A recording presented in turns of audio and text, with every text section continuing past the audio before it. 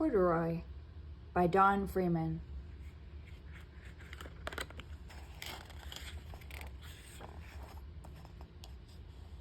Story and pictures by Don Freeman.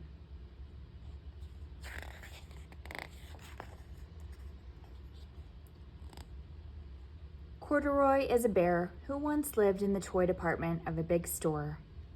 Day after day, he waited with all the other animals and dolls for somebody to come along and take him home.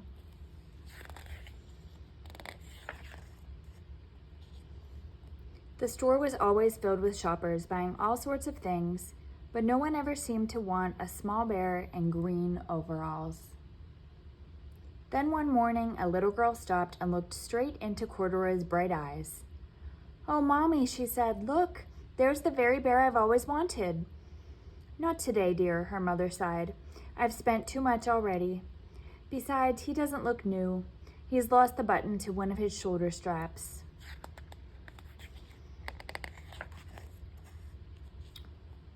Corduroy watched them sadly as they walked away. "I didn't know I'd lost a button," he said to himself. "Tonight I'll go and see if I can find it."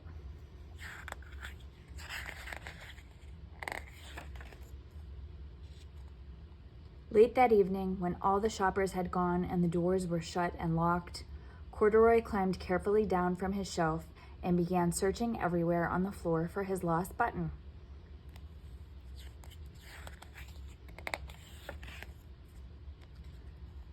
Suddenly, he felt the floor moving under him.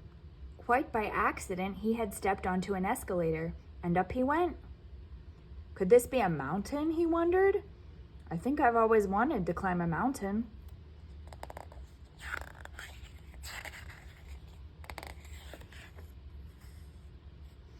He stepped off the escalator as it reached the next floor, and there, before his eyes, was a most amazing sight.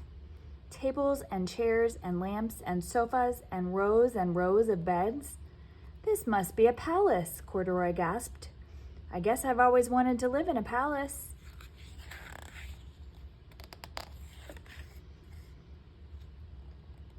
He wandered around admiring the furniture.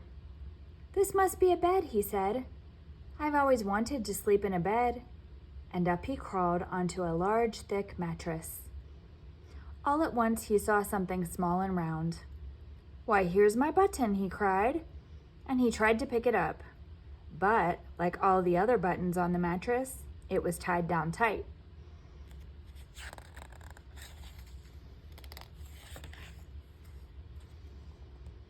He yanked and pulled with both paws until, pop!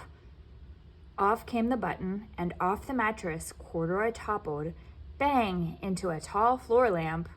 Over it fell with a crash.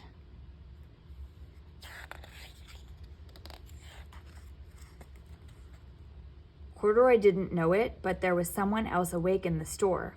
The night watchman was going his rounds on the floor above. When he heard the crash, he came dashing down the escalator. "Now who in the world did that?" he exclaimed. "Somebody must be hiding around here."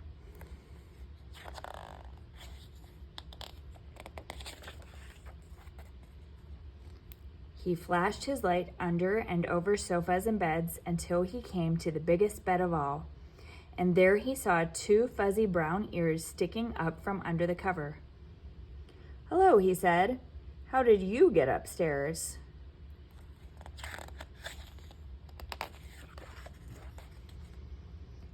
The watchman tucked Corduroy under his arm and carried him down the escalator and set him on the shelf in the toy department with the other animals and dolls.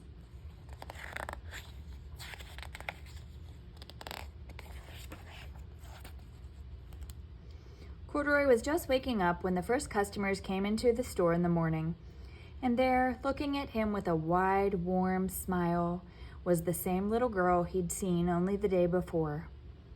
"I'm Lisa," she said, "and you're going to be my very own bear. Last night I counted what I've saved in my piggy bank, and my mother said I could bring you home."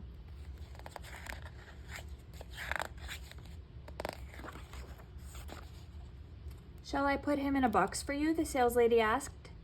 "Oh, no, thank you," Lisa answered, and she carried Corduroy home in her arms. She ran all the way up 4 flights of stairs into her family's apartment and straight to her own room.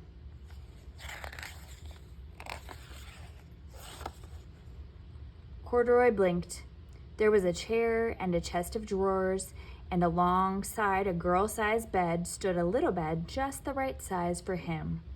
The room was small, nothing like that enormous palace in the department store. "This must be home," he said. "I know I've always wanted a home."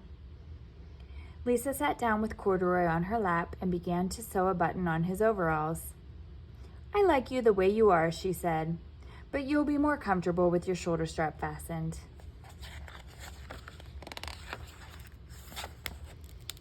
"You must be a friend," said Corduroy. "I've always wanted a friend." "Me too," said Lisa, and gave him a big hug. The end.